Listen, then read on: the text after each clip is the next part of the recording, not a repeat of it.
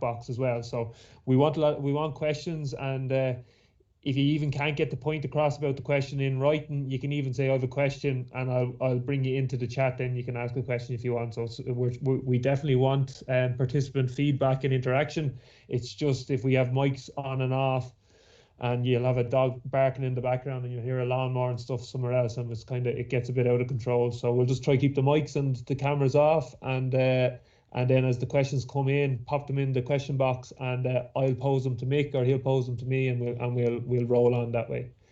Right, we'll get going. So that's the housekeeping. And what we're starting here this evening, guys, is a youth athletic development webinar series. I suppose where this came from was myself and Mick. We were tasked with developing an S&C workshop as part of the Kildare GAA coach education webinar program. And when me and Mick sat down stage one, there wasn't enough room on the A4 page to detail all the ideas and all the different areas that we wanted to go into.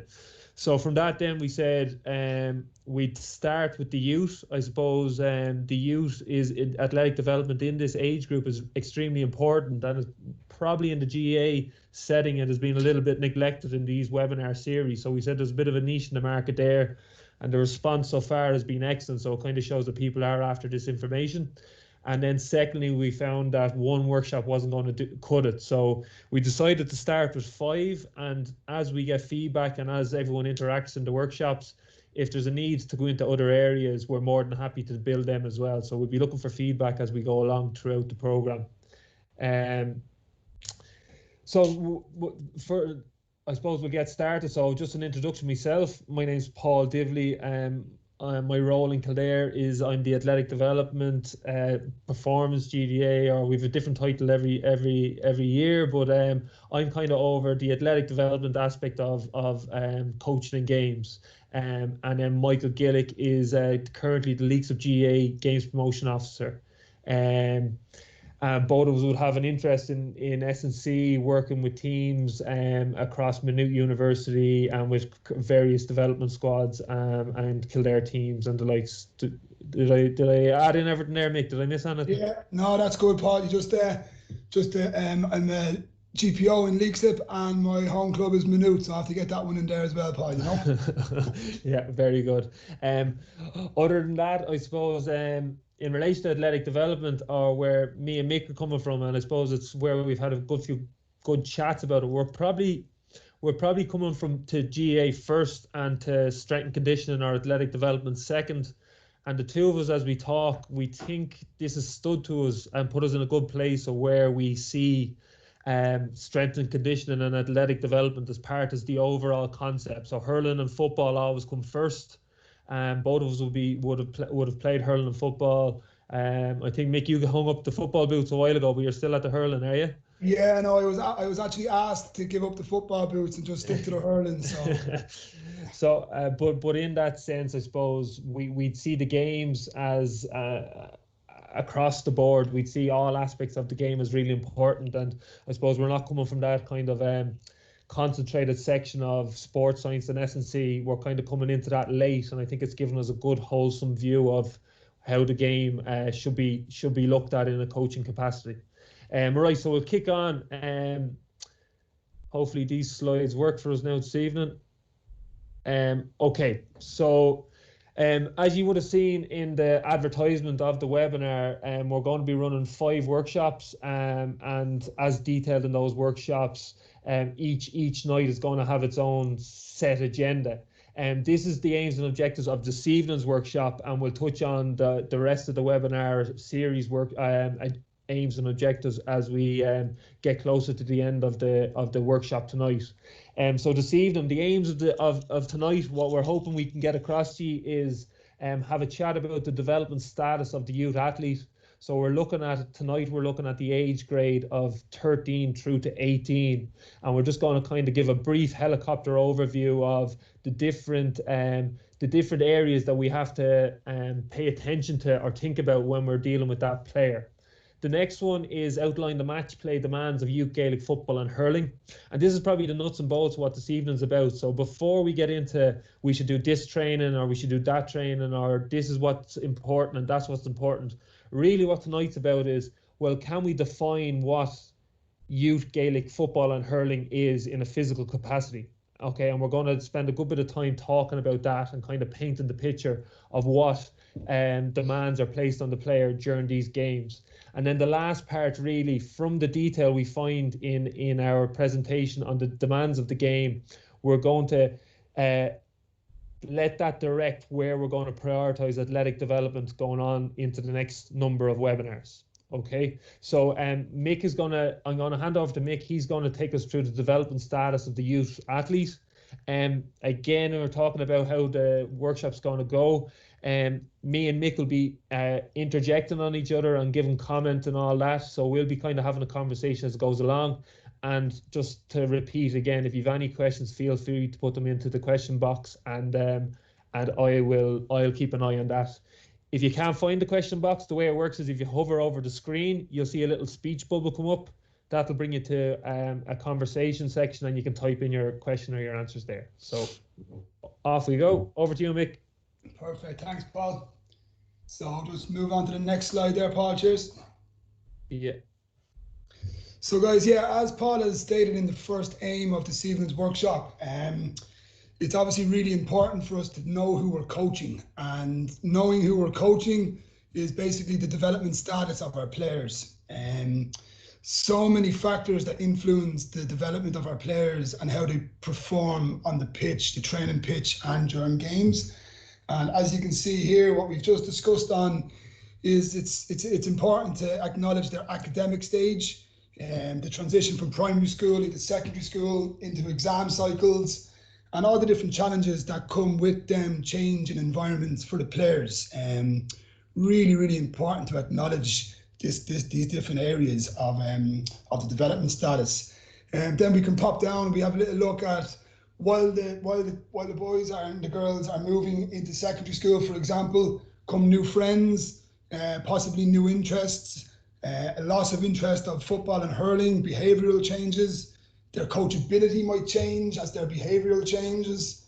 So all these things that we have to consider, and they all play a massive, massive role in how we coach our players and how we would like to help them develop to perform to the best of their ability. The focus of this webinar series is obviously athletic development. So if we look at the table on the screen, we can see up the top growth rate PHV. So basically what PHV stands for is peak height velocity.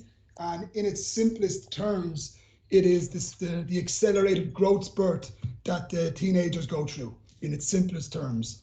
And while they're going through these accelerated growth spurts, there could be changes in their performance. So we as coaches have to be ready and acknowledge and be able to acknowledge when this is happening in front of us, so that if we have a player coming right the way up through, we can notice any differences, and we can look and we can kind of go, okay, what factor could possibly be influencing these differences?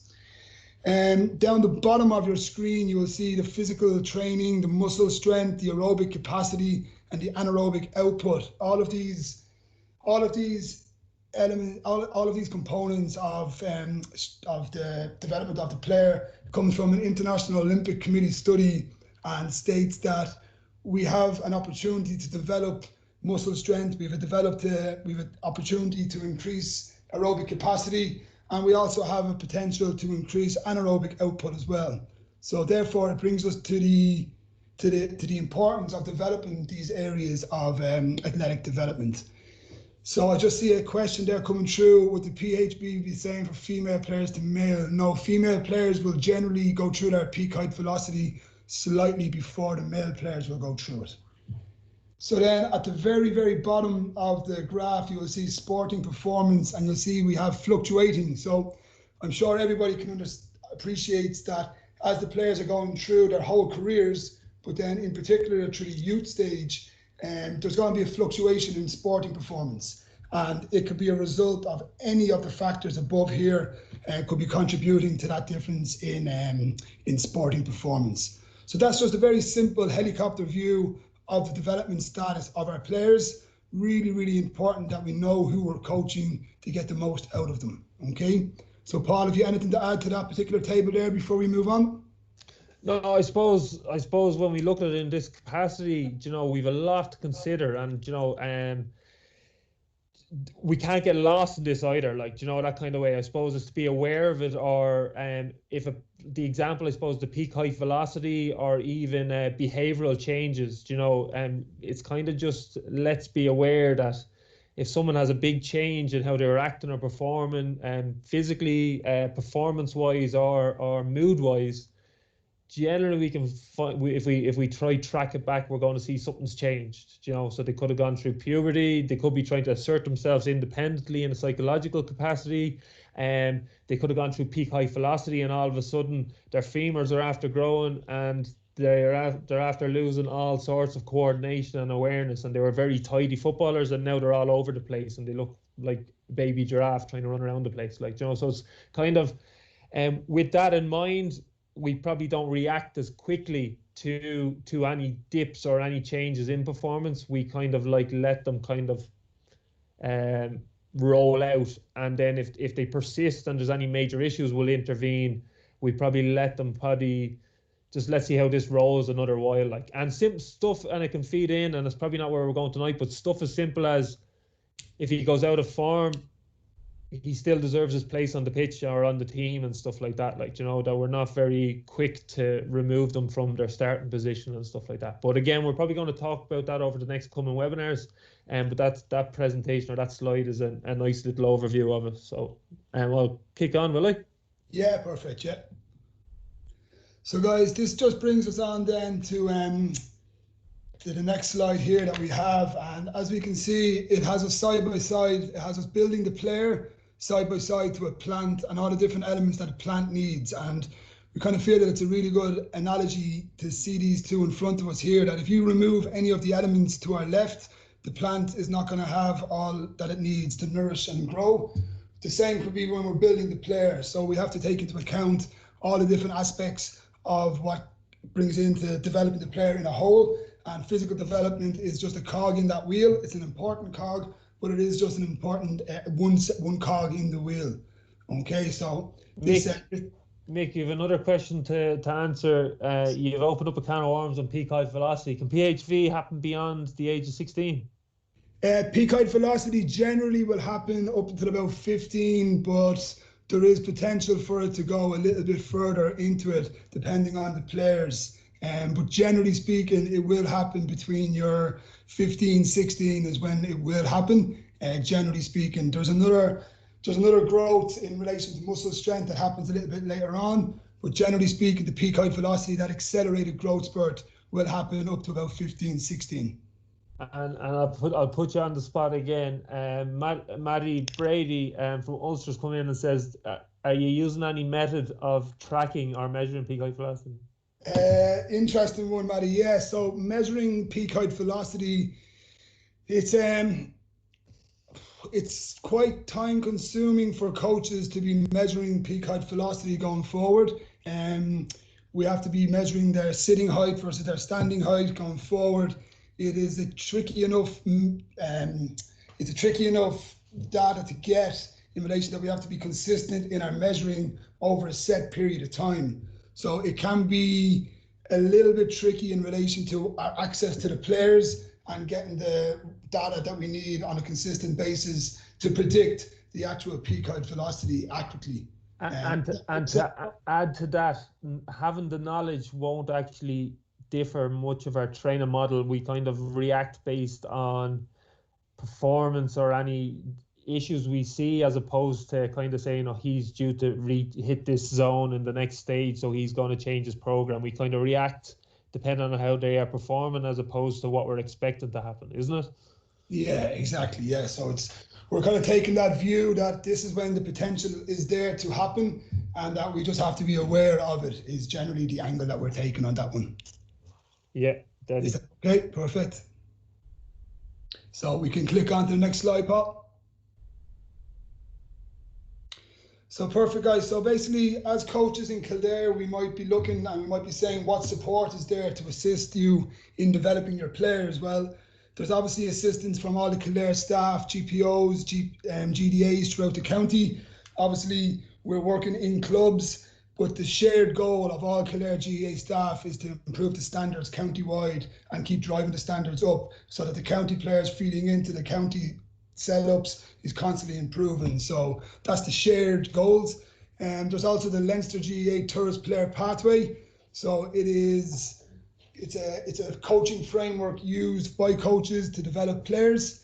And then obviously Leinster GAA's resistance training course. And resistance training is of huge importance to the development of our players. For the focus of this workshop, for this series of webinar, we're going to focus just on the conditioning of our players. But if anybody would have an interest in exploring a little bit more about resistance training and the benefits and how to implement it, the GAA resistance training course is available to roll out in your clubs. Yeah, and just to add to that, particularly the one of the assistance from the staff in the county, particularly the clubs or the coaches on this webinar from the county, you're never gonna annoy or bother or put anyone out that's working for Kildare by asking them to support you in any aspect of this. You know, we all have different skills and abilities, but there's a huge amount of GDAs and GPOs with a huge amount of experience in athletic development and youth athletic development, and I'm sitting on top of all that. So we're only looking for engagement from the club coaches in this area, really, and it's a big area that we want to push this year. So it's kind of coming away from this. If you don't take anything else, this is a very strong point that we'd like you to follow up on. If it's an area that you're unsure of or any part of this coming out of it, or you want to learn more, really just ask the question or drop the text or make the phone call or the email, whatever you have to do. Okay. Perfect. Yeah. So I'm sure everybody can relate to this slide. I think we've all been these soldiers. So the general, we are not fit enough. That's why we didn't win. As I said, I'm sure we can all relate to that comment. And the question that I posed this evening is, have we ever actually taken a step back and said what fit enough actually is? And then how do we get our players there? So that leads us on to the next part of the webinar series. It's the step one in getting there. It's the importance of understanding the demands of our games, because we need to understand the demands of the games in order that we can get our players fit enough so that that we can develop them, that this statement is something that we can try and steer a little bit away from. Okay, that's it, Paul. Thanks. Okay. Right, guys. So the next phase is we're going to review a couple of academic papers on Gaelic, and then we're going to review a couple of academic papers on hurling that discuss or explain and detail the demands of the game in each sport. The reason we're going to do them individual, and there'll probably be a small bit of repetition in this, but we think it's important that we actually make a clear distinction between the two sports, and we don't try and merge them together just out of convenience, because they do have subtle differences, but it's important that we're aware of the differences. So if you're here and you're coming from football, each side will only be about 5-10 minutes. Okay, so endure them if you have to. Okay, another thing on these, they are, for 3 slides, they are a little bit graph and number heavy. I'm going to share this document with you afterwards, and we'll share detail of all the papers we've pulled from. So if it doesn't click with you this evening, even when you read over them afterwards, it should be quite should be easy to understand. And then after that, really, again, why we're doing this and why we're showing it is we just want you to see the overview of what are the players experiencing in the match, and this is why we're going on to web. So if there's any issues or you're not sure of that in the next few slides, just pop up the question in the box again. Okay, so the first task we're going to do, and I'm hoping the video plays. I spent a lot of time trying to pull this video down from the internet and get it to work. Our fingers are crossed. If it doesn't work for you, don't worry, you won't lose the impact of the workshop. Okay, so all I'm going to ask you to do when we think physical fitness or athletic development or that whole aspect of the kind of athletic side of the game, I'm going to ask you to watch this 2-minute clip, and I'm going to ask you to take note on anything that stands out to you, or any patterns or anything you see, or even a description of the movements of the players in the game. Okay, you can pick a section of the pitch, you can follow the ball, and you can follow a player, whatever you want to do, but scribble down a few notes, okay? And then afterwards I'll do a quick overview of what we saw, okay?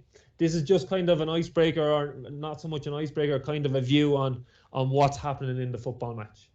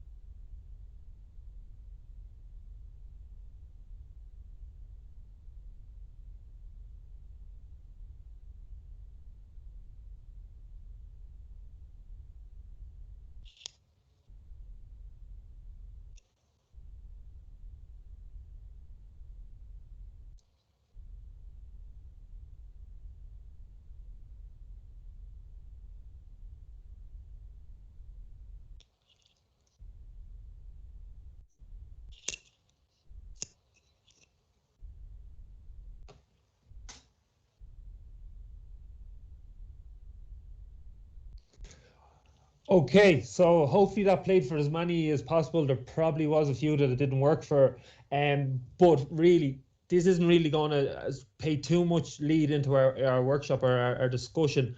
But if we, I suppose the key points, if we follow the ball there, so if we are watching RT and we're watching the regular camera view, we can get a view that Gaelic football is an extremely high intensity game with a lot of contact. Players are going 100 miles an hour, and it's just flat out, okay?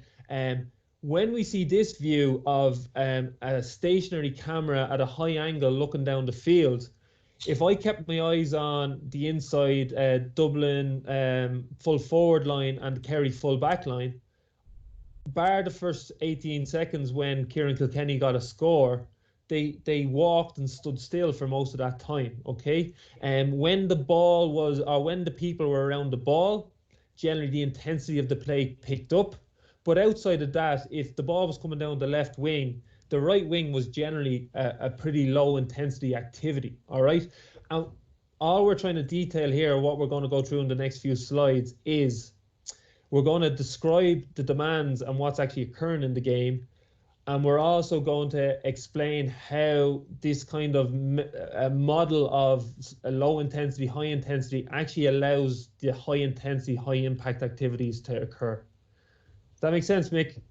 Yeah, perfect. And we actually have a very good comment coming in there from Rory Jacob. It's his comment coming in was lots of lateral and linear movements with intermittent bursts of speed. So it's a really good summary of the clip as well, different areas of it. So yeah, really, really good on that. Yeah.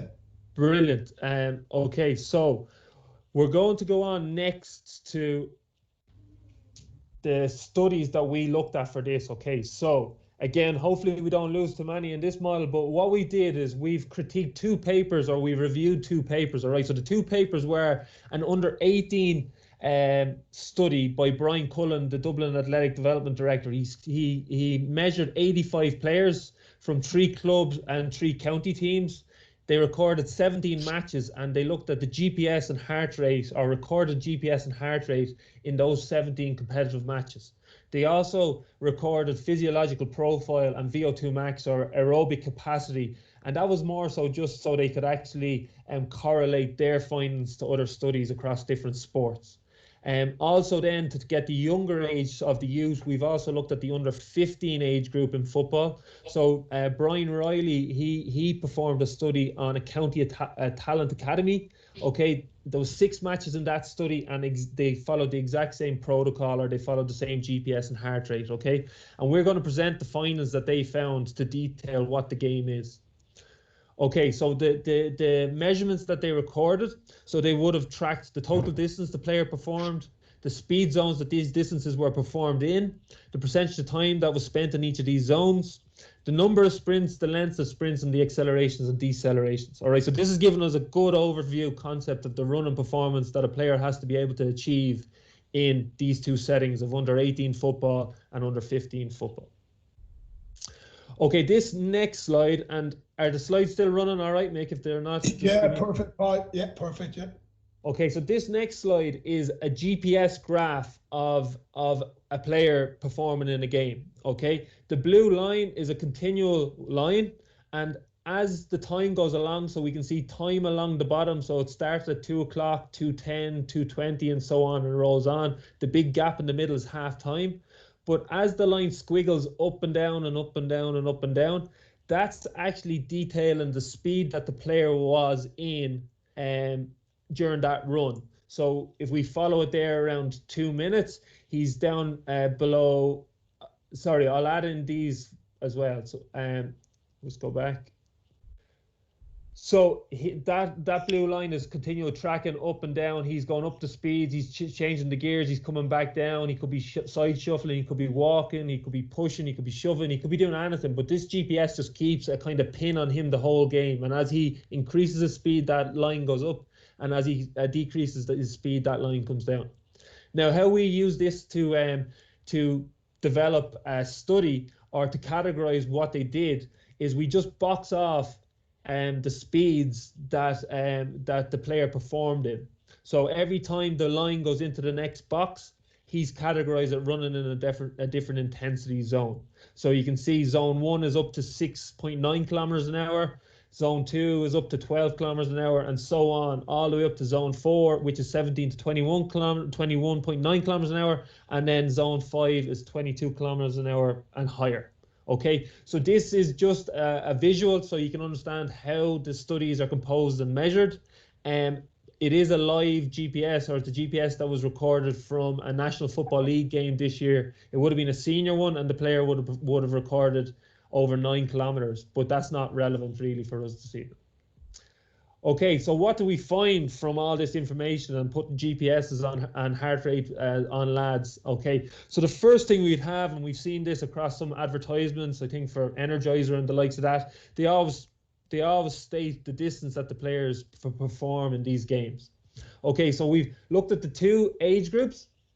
So the under 18 age, the Cullen study, the lads would have, or the team average would have been 5,774 meters per game, and then the under 15 is very similar. Okay, so just 40 meters in the less. Okay, and then the distance, then we can see across the positional variance. So from full back right through to full forward, we have a measurement of each distance that the players cover. You can see that the middle section, the half back, midfield, and half forwards perform the most distance, and then the inside lines perform less distance. And that would just be the demands of the game and kind of responding to where the ball is in the pitch. So it spends more time out around the middle, so that requires the players around the middle to run more. Okay, so that gives us an overview, but what do we do with that total distance? Not a lot. Okay, so the next thing what they broke down is they went into describing how much time was spent in each zone. So you can see a huge amount of time was spent in the zone 1 stage. So that was up to, I think, 75% of the game time was spent below 7 kilometers an hour. And you can see that the percentage of time decreases as the intensities increase. Okay, we're going to talk next, and the area we were most interested in, and the area that has most relevance to success in the game, is going to be the top 2. Okay, so approximately 4% of game time is going to be the making and breaking of the game. Not to say that the lower sections aren't important, but the game breaking activities and the activities that we're going to address in these webinars will have a big focus on the top 2 zones. Again, if I've lost anyone or anyone has any questions, feel free to put the questions into the question box. Okay, so the next slide I have here, this is detailing those top 2 zones. All right, so what I have is zone 4 is the blue. Okay, so that's high speed running over 17 kilometers an hour, and zone 5 is the orange, very high speed running, and that's the orange, and that's over 22 kilometers an hour. So this is, again, in those games they found that the team average for high speed running, so from 17 to 22 kilometers an hour, was 851 meters. And then you can see the positional variance. So you can see again that in around the middle third that they're covering more speed. And then when we look at the very high speed running, so that's the sprinting, you'll see that they're covering about 200 meters was the team average. And again, midfield performed the most high speed running. All right. But I suppose it's closer, the very high speed running is closer across all positions than the high speed running, and that's because there is an onus on full forwards and full backs to hit those speeds as well. Okay, so again, what does that mean? These reps are not completed in one go, so no player goes and runs a high speed continuously and hits those markers. They're recorded over multiple reps, okay? And this is the reps of sprint. So this is in relation to the orange, the 22 kilometers an hour. So what we have here is the team average for sprints was 18 sprints per game. Each sprint generally took 3.35 seconds, and the sprint distance was generally approximately 21 meters. Okay, we can see that the defenders sprinted less in regard reps, and the midfielder sprinted the most. Okay. The next one we have, and again, if I've lost anyone, pop in a question. The next one we have then, and this is a very interesting study. So this study here was done by the max speed that the players achieved during a match. All right, so this was a study done in the Ulster Championship in 2019. And what they found is across the full Ulster Championship, I think they were tracking the Down and Monaghan team for this study. Ryan McLaughlin performed this study. They found that the team average per game was 31.2 kilometers an hour. And then the midfielder again hit the highest speed at 31.4 kilometers an hour. Okay, so again, what does this tell us? The players have to perform multiple sprints, and they actually have to perform surprisingly fast. So 31.4 kilometers is very fast for a team sport athlete. Okay, and we just have to be aware of this, that we have to try expose the players to these speeds and to this number of reps of sprints in our training to ensure that they're ready for the demands of the game. Okay, and then the very last one is positional a variation on accelerations.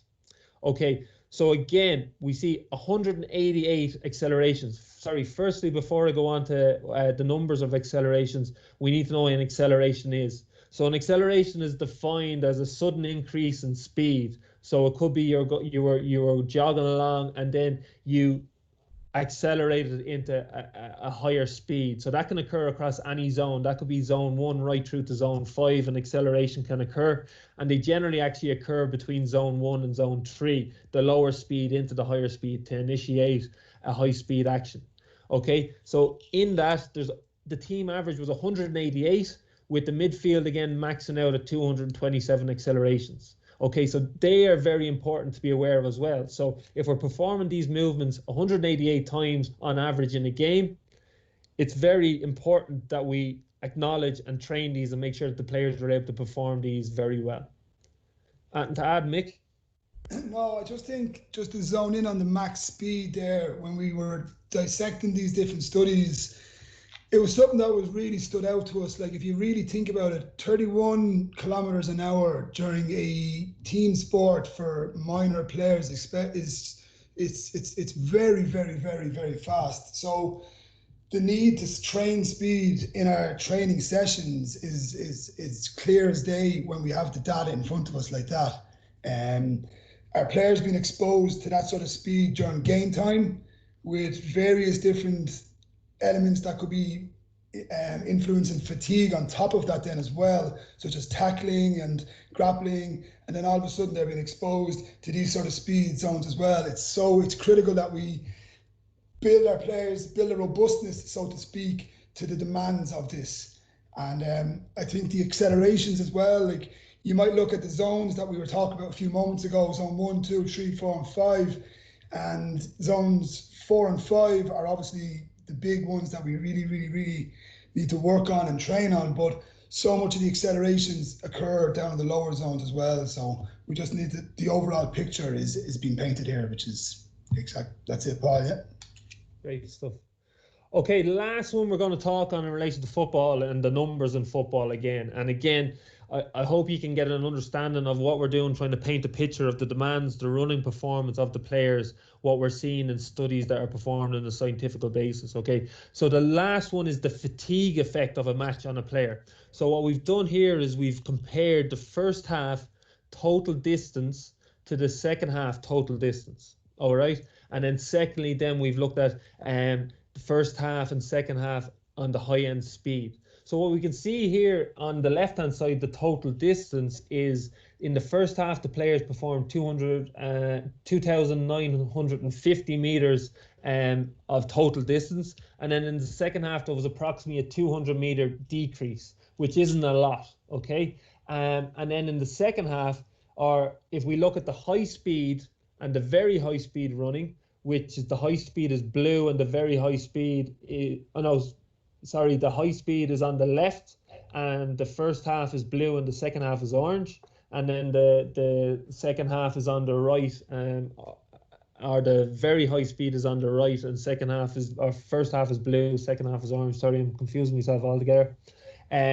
You'll see that there was approximately a 50 meter drop in high speed running and only approximately a 10 meter drop in very high speed running. So again, what this is telling us is that the players that they studied across under 15, under 18 club and county, they're pretty well conditioned for the demands of the game.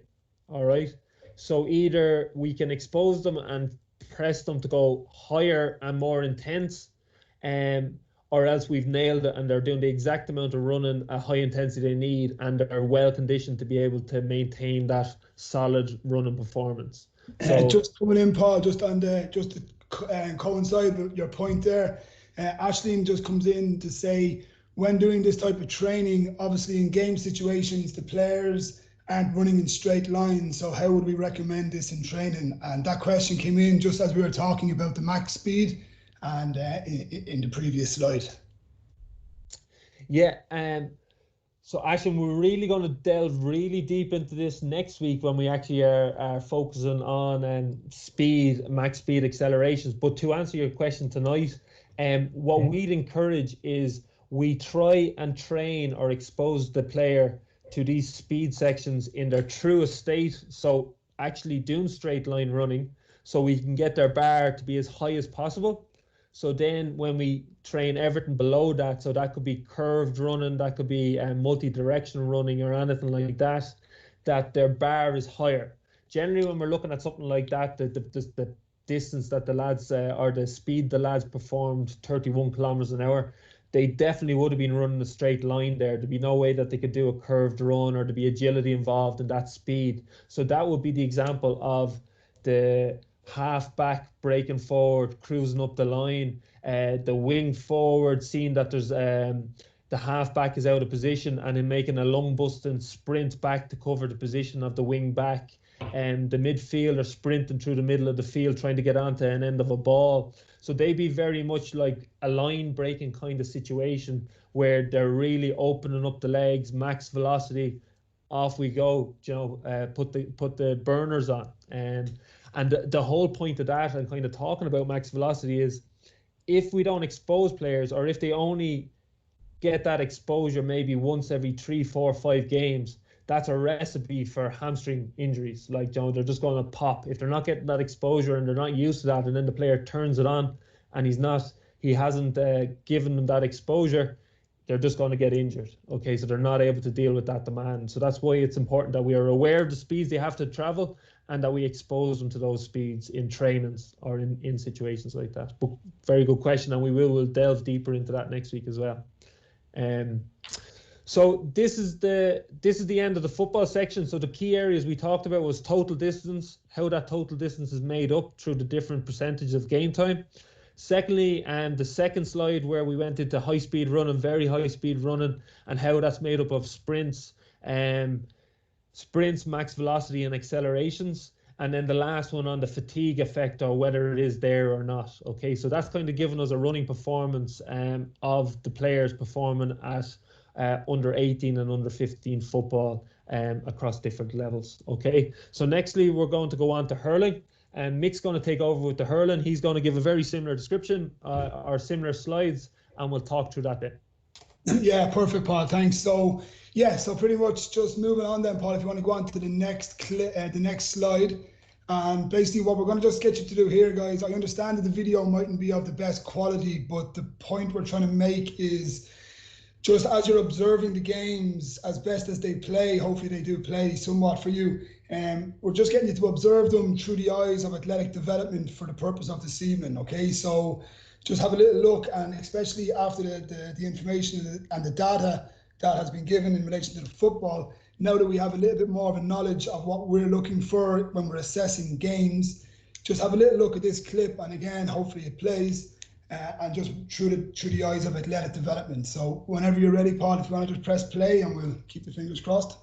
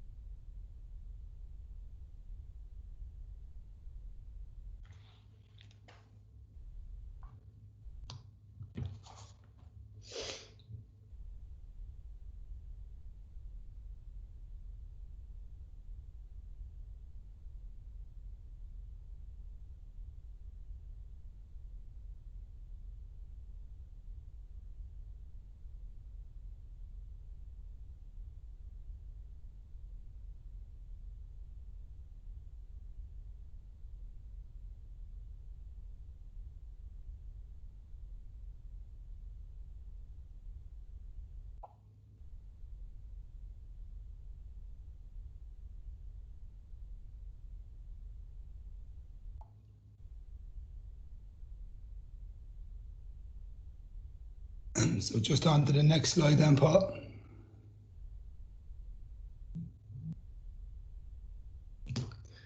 So I appreciate that the video may not have played in the way that we would have liked to have, but just what we're trying to get across is just to try and assess and observe games in a different way in relation to athletic development. So in your own time, if you were to YouTube different GAA clips and watch them in your own time, have a little look now that you have the information on the zones, and see, can you identify players moving from zone 1 into a zone 2, and then going back to a zone 1, and then all of a sudden going up to a zone 4, and then going into a really high zone into a high 5.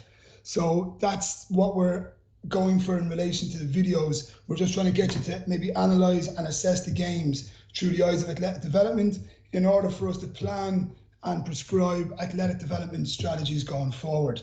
So that's the idea behind the videos. So we can just go on to the next slide, Paul. Yeah, Mickey, just to add on that, because a lot of us are very aware that like we're being encouraged to do small-sided games or game-based training all the time. Okay, do our small-sided games, game-based training, do they replicate the high-low nature of the matches? Okay, so is it 4 minutes or 3 minutes flat out in a box where you're going 100 miles an hour? Okay, which will get you fit, but it's going to get you fit at you'll be pretty fast and you'll be able to maintain that.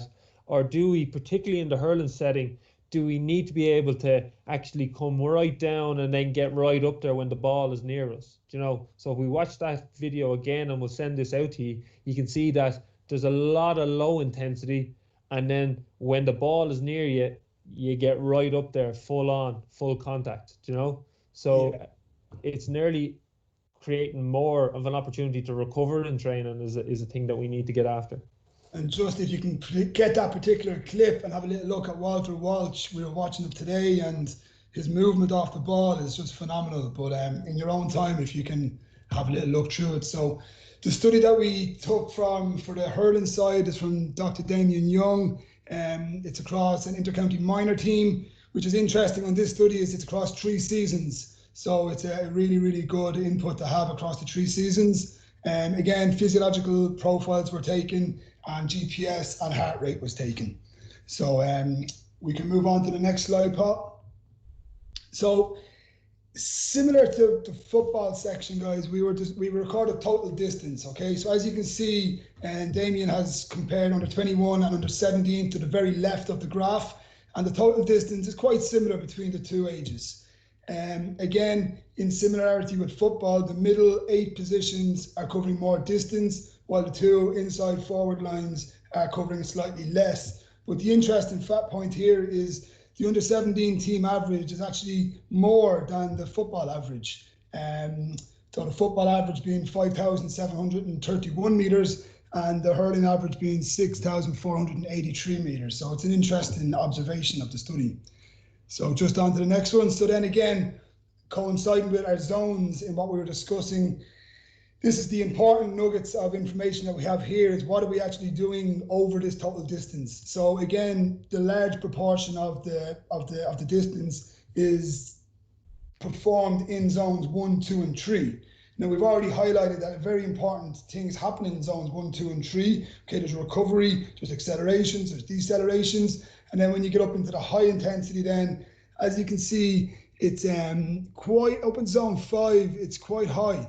It's 272 is the average, whereas in the football it was 198 in the very high speed. But this is an interesting point here then. On zone 4 on the hurling, which is the high speed running, it's 583, whereas in the football the high speed running was 851. So just to have that contrast there is an interesting observation that, effectively speaking, what we're trying to say is that hurling in zone 5 is really, really, really high intensity, and there's quite a substantial amount covered in that zone. So just on to the next slide, Paul. So when we're looking at positional then, guys, as we can see, we can all identify that the middle 8 are covering more distance in the high speed, high intensity running. But if you really look at the graph and you look at the orange section on the left-hand side, all the lines from full forward, half forward, midfield, half back, and full back, all the lines are covering very similar distances in that very high speed running. So that's the sprints over 22 kilometers an hour.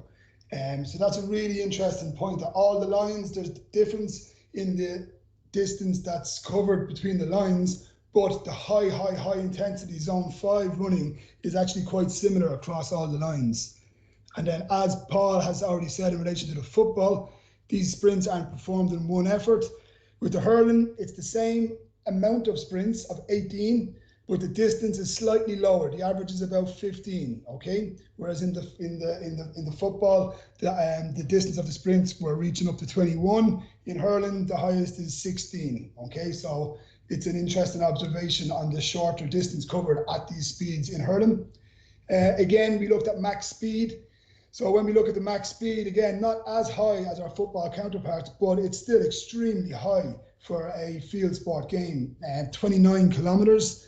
It's an extremely fast pace for our players to be exposed to, and we've already discussed the importance of exposing them to them speeds. Another addition to this study that we got was the deceleration in conjunction with the acceleration. So as you can see here, the deceleration, so as Paul has already defined, acceleration is an increase in speed, whereas a deceleration is a decrease in speed in its simplest terms. And as you can see, the numbers are very, very high. So we have 127 accelerations and then alongside 120 decelerations. And as we've already discussed, these can happen throughout the multiple zones in changes of pace going forward. And obviously, when we think about this in real terms, what does an acceleration and a deceleration mean? In its simplest terms, if you think about the full forward and he or she is just jogging out towards the D, and then all of a sudden they make a break out to the left for a run, that's an acceleration. Then they decelerate and then they cut and they move to the right. So therefore, that's how this data could be obtained. It's a run out to the left, increase the tempo, decrease it, and then we head off the other direction. For example, how to combine both of them. So there's the data that we collected. Moving on to the next, well, we didn't collect it, we critiqued. Moving on to the next slide then, the fatigue effect of half time in hurling, which is quite interesting here. If you look at the slide on the left-hand side, you can see that the distance covered in the first half was 3,486, whereas the distance in the second half was 3,007. So we are talking about, that's a substantial difference between halves. And if we look over on the right-hand side, if you look over on the right-hand side, the two blue graphs is the high speed, okay, and it also drops off between halves, 329 down to 263. And also the orange, which is very high speed, also drops down from 153 to 121. Now, this left myself and Paul discussing potential reasons why this could have taken place, and a suggestion that we were discussing together could possibly be the fact that the hurlers have been exposed to such high distance in that very high speed zone, over 22 kilometers we've covered, and that being the reason that exposure to that high speed running has influenced extra fatigue on the players is a suggestion that we have. Paul, have you got anything else to add to the fatigue effect within the two halves in the hurling?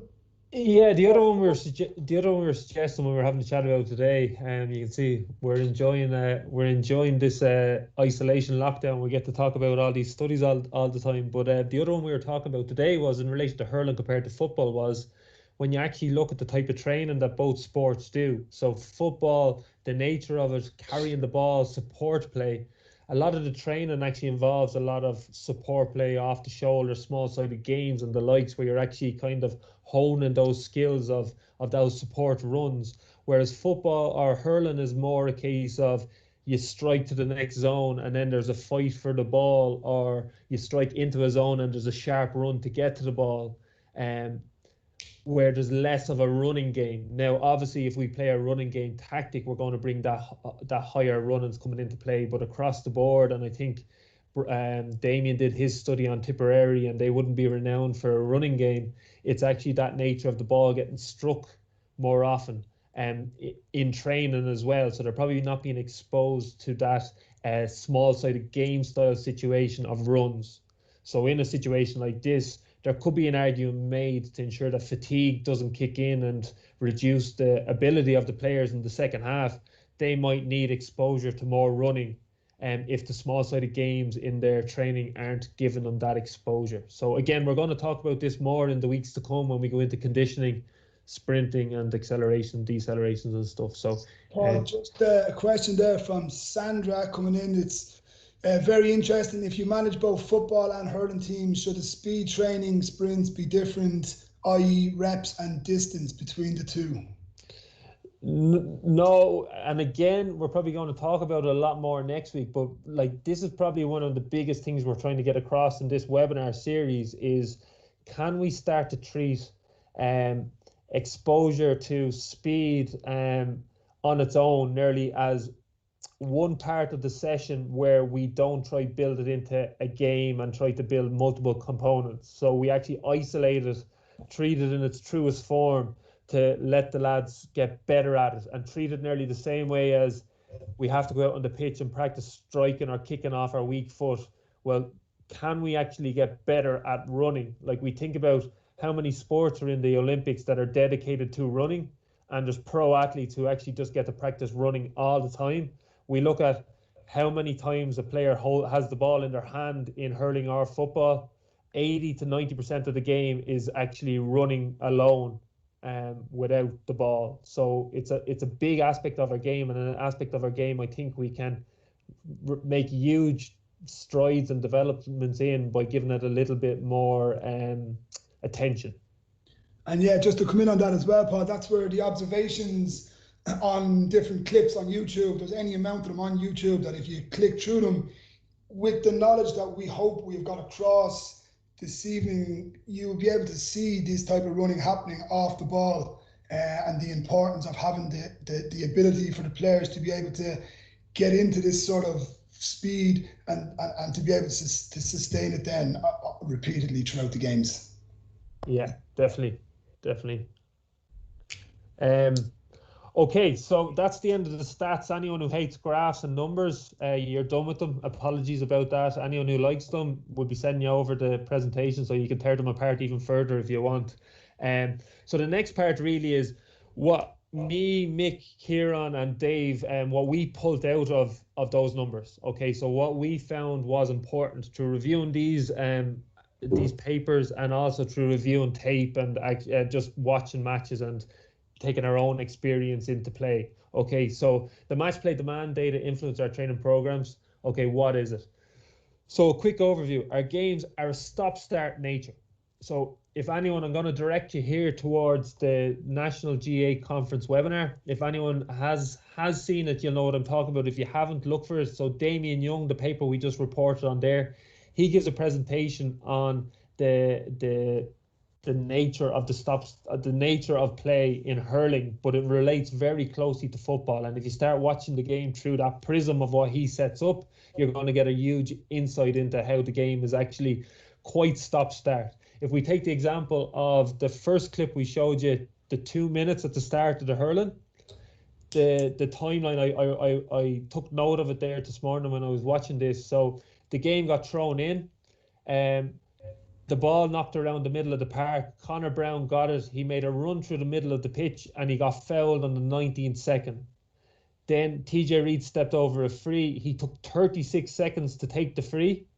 Then the goalkeeper, Hogan, he took another 15 or 16 seconds to hit out the ball. So between the first 20 seconds, the foul, and then the ball being struck out into play again, there was approximately another minute was gone. So for that 20 seconds, they had a minute rest, the most players. Okay, so it's just being aware of that kind of stop-start nature of the game. What this leads to is a repeated, unpredictable bout of high-intensity exercise. So what we mean by that is it goes high intensity and it repeats. We don't know when the repeats are going to happen. So you could get hit with 4 high-intensity activities in a row because the ball just came down your side 2-3 times. You made an interception, the ball got cleared, it landed back down you again, you intercepted again, or you had to do a tackle. So we have to be ready for all the demands that it can throw. So we can't say grand, we get loads of time off between each rep.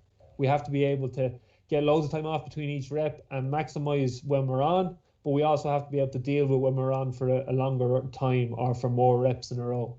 And this is interspersed with light to moderate activity like we spoke about. And that is really the bedding of what allows us to go so fast or so hard or tackle so hard and then come down again and then go again. All right. So you see all the lads doing their 5K runs and 10K runs and stuff like that. They don't really directly correlate across to the game of hurling and football because they're of a same intensity throughout the run. The next one, then the players surf through the different speed zones. So kind of we just go back to that GPS graph that we gave a picture of. You can see that it's continually just bouncing up and down. It'll shoot up to 25 kilometers an hour. It'll come right down to 6. It'll go up to 8. It'll come down to 2. It'll stay up 8, 12, 14. So it's all over the place. We can't really tell you where they are and when they're going to be there. The difference in positions. So we've given you graphs there on each position has a different demand. Okay, the sprint distance is generally 14 to 21 meters in length. Hurling is a little bit shorter, as we said. And also, it actually takes approximately 20 meters to get up to that speed. Okay, and then the last one, there's a huge amount of accelerations and decelerations, and we need to prepare the players for those. I just think, sorry, Paul, just on one of the points there, I just want to highlight again, the sprint distance between 14 and 21 meters. So when we're prescribing, we're going to go into this in a lot more detail next week, but just as Paul said there, it takes up to 20, 25 meters to get to that speed to perform the sprint at that distance then. So just something just to highlight on then as well. Yeah, definitely. And then finally then summarize. And this is really, it's been teed up, so you had the answers before you came into the webinar, but really I hope we painted a bit of the why behind it, so we don't blindly just take on, well, you should do this and this and this and this. We're kind of trying to give you the picture or the numbers to paint the picture anyways. So what we're going to be doing then is we're prioritizing acceleration and speed. So when we watch the game and we see that overview, the important activities and the high speed activities happen around the ball and the game breaking activities.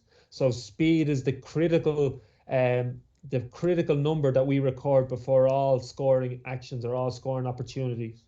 The next one, as you said, it was in one of the comments there a minute ago, yeah. lateral side shuffling and all different change of direction. So we're not competing in a single track lane sport. We need to be able to change direction, move one way, cut, backpedal, reverse, go all different ways. And also the other one, which is agility, which is even more important. Okay, so the agility is actually the ability to react quickly to a change of direction and deceleration, as well as being able to do it. Okay, so it's that reaction skill as well. The next one is being conditioned to sustain the demands of the game. So actually being able to maintain as many of these accelerations and speed as required throughout the match, the agility and change direction that's required during the match, and being able to sustain them for the entirety of the match, or at least understand them where the players lie, and when they fall off and they can't maintain those scores, we're aware, well, he's coming out, or he needs more work in that direction. And then the last one, and we're going to have a good chat on this one. This will be webinar 5, and it's going to be about pulling all this together and how the other aspects off the field are going to influence how well the players adapt to these exposures to training. So stuff like rest, recovery, sleep, hydration, load management, training during exam periods, dealing with a player who's just kind of gone off the boil and all this kind of stuff. So we're going to try have a little bit of a talk on that as well. And again, we're open to any questions or anything you don't think that we've touched on. This is a we have two there, Paul, in relation to position training. So there's rugby has specific training for specific positions. For the length of time that we have our players, it's hard to do this. And then another question fairly similar is in relation to would it make sense that we tailor speed work for positions? So the two there, what I'd probably recommend is, again, we deliver the same training for, let's start taking speed and acceleration as skills and agility, change direction, deceleration as skills. And let's nearly say the same way as we want to work on our pickup, our shooting, our hand passing, whatever it is. We've also built in a block for tonight is going to be an acceleration speed session. Thursday night's going to be an agility change of direction session. So we only are asking you to build in 10 minutes of activity dedicated to this. And then in relation to the different positions and how they need the exposure to different activities, what we're going to find is manipulating the size of the pitch for the small sided games is going to have more of a relevance for the different positions. So if we have a very small pitch, the defenders and inside forwards are going to need more accelerations and decelerations, They're going to need more contact because that's what they get exposed in the match. So the small sided pitch is going to suit them. And then as we extend out the pitch into medium and into large size pitches, that's going to expose more opportunity to get into max velocity positions or close to them, more high speed running. And that's what the midfield or the middle eight require. So there's kind of simple tweaks we can do even through our small sided games or through our game based training that will work alongside our proper GA15 warm up leading into a kind of a skilled based acceleration or agility change of direction block, and that'll tee us up fairly nicely. And then as we get into the older ages, if required, we can add in or sprinkle in that little bit of conditioning specific work if required as well. That's perfect, Paul. And just a comment there on the lads weren't too far out years ago with the fartlek training. Pardon? The lads weren't too far out years ago with the fartlek training. No. It's all, everything comes back into fashion, so it's all coming around in circle. And we'd probably put a little bit more structure on it, and we probably can get the same adaptation from fartlek that we can get through a small-sided game. And this is a key thing that me and Mick will be harping on throughout each of the weeks is when we say we want you to isolate acceleration and speed, it's because we haven't figured out a different way that you can actually develop these truly in a game. But any chance we get to develop anything in the game, we want you to do the game, because that's going to, as we go back to the tourist card and the TPP model, that's going to develop your decision making, your team play, and your technical skills and the likes of that. But sometimes we just need to put down the hurley or the football and really just get better at moving. Yeah, and then just on that as well, just my last input on it then as well is that in relation to the small side of games, as Paul has discussed, and in relation to size of the pitches, if we decrease the size of the pitch, we're given more exposures to accelerating and decelerating in that sense as well. But we're going to be going into that in a lot more depth over the next couple of weeks. So yeah, thank you very much for tuning in, guys. Yeah, any more questions? We'll hang on there for about 3-4 minutes, and if you don't, so then what's going to happen as well, lads? I think we updated the slides, but I must have uploaded the wrong model. Acceleration speed is going to be next Friday night. Then we're going to be on to agility change of direction, deceleration the following Friday. Then we're going on to conditioning the following Friday, and then we'll be finished up with maximizing adaptation as the following Friday. Again, in the meantime, if there's any area that you don't think we're going to be focusing on that you'd like to be addressed, drop me a mail. I know some people put in comments into the boxes already. As we go through each of the boxes of the registration form, as we go through each of the sections, again, if we don't answer your questions, make sure that we address them as we're going along. We don't want to leave anything behind. Hopefully it should become more clear over the weeks, and we think we've a good product here anyway. So really enjoyed this evening. Just one question coming in there about the GA15 warm-up and the inclusion of the ball. And yeah, totally, yeah, we can include the ball, yeah. Obviously, we have the principles of the GA15. We have to activate the muscles, mobilize the joints, and then replicate what's to follow. But yeah, definitely we can use the football or the sliotar throughout the warm-up. Personally, when I'm designing a warm-up for the majority for all teams, I'll have the football included. I'll be interspersing the football with the different principles of the GA15. So I would base my warm-up off the GA15. I would use them principles, but I would definitely use the football and just trying to keep it creative, try to be creative to keep it from being stale and being repetitive on the players as much as we can. Yeah, and that's a key thing, Mick. I'll probably just definitely make sure everyone understands that when I'm talking about acceleration comes in early in the session, it's after they've been warmed up through the GA15, and their warm up through the GA15 with the ball can be a raised style model. So it's perfect for that, where we're building in that technical capacity, hurling our football, and we're gradually increasing their temperature so they're ready and there's less risk of injury. So that's essential. So it's nearly making sure that they're fully warmed up before we tackle any of these running accelerations or speed or agility or any of these ones. That's a key aspect. But we're going to, and that's probably a key thing tuning in each week, we're going to have practical examples and session plans of what we'd be asking for you to integrate if you're interested in this stuff. Okay? Yeah, perfect. Yeah. Okay. Thank you very much, everyone. We'll see you next week. Okay. Hey guys, thank you. Bye. Thanks, guys.